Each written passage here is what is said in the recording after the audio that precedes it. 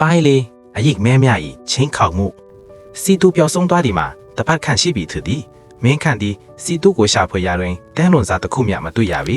စိတ်ပြစ်အားငယ်နေစဉ်မင်းခန့်သည်စီတူအခန်းထဲရှိစာအုပ်စစ်မှပြုတ်ကျနေသောဓာတ်ပုံတစ်ပုံကိုတွေ့ရှိခဲ့သည်ထိုဓာတ်ပုံသည်စီတူညစ်မရင်းနှီးသောအမျိုးသားတဦးတို့အတူတူရိုက်ထားသောဓာတ်ပုံဖြစ်သည်အမျိုးသား၏မျက်နှာသည်ရင်းနှီးသလိုရှိသောလေမင်းခန့်သည်ဘသူဖြစ်သည်ကိုမှတ်မမိပေမင်းခန့်သည်ထိုဓာတ်ပုံကိုယူဆောင်၍စီတူအလို့ခွင်သို့တွားခဲ့သည်စီတူလှုပ်ဖော်ကိုင်ဘက်တဦးကိုဓာတ်ပုံပြတော်ရာထိုအမျိုးသားသည်စီတူကိုအလုပ်ကိစ္စဖြင့်ခဏခဏလာတွေ့လေရှိကြောင်းပြောပြသည်အမျိုးသား၏အမည်သည်ထွန်းထွန်းဖြစ်ကြောင်းနှင့်သူသည် Golden Sun ဟုခေါ်သောကုမ္ပဏီတစ်ခုတွင်အလုပ်လုပ်ကြောင်းလည်းပြောပြသည်မင်းခန့်သည် Golden Sun ကုမ္ပဏီသို့တွားခဲ့သည်ကုမ္ပဏီသည်တာမန်ကုမ္ပဏီတစ်ခုကဲ့သို့ရှိတော်လဲမင်းခန့်သည်တစုံတစ်ခုမှားယွင်းနေတယ်လို့ခန်းစားရသည်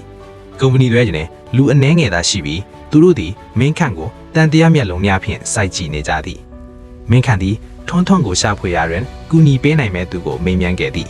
ကုမ္ပဏီဝန်ထမ်းတဦးကထွန်းထွန်းသည်ယနေ့အလုံးမလာကြောင်းနဲ့ဘေကိုသွားသည်ကိုမသိကြောင်းပြောပြသည်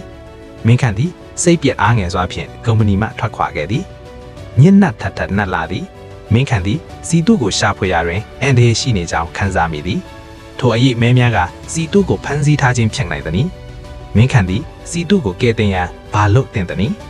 အပိုင်း9မှာဘာဆက်ဖြစ်မလဲဆိုတာသိချင်ပါသလားမင်းခန့်ကစီတူကိုရှာတွေ့မှာလားထုံထုံကဘသူဖြစ်မလဲ Golden Sun Company ကဘာတွေလုပ်နေသလဲ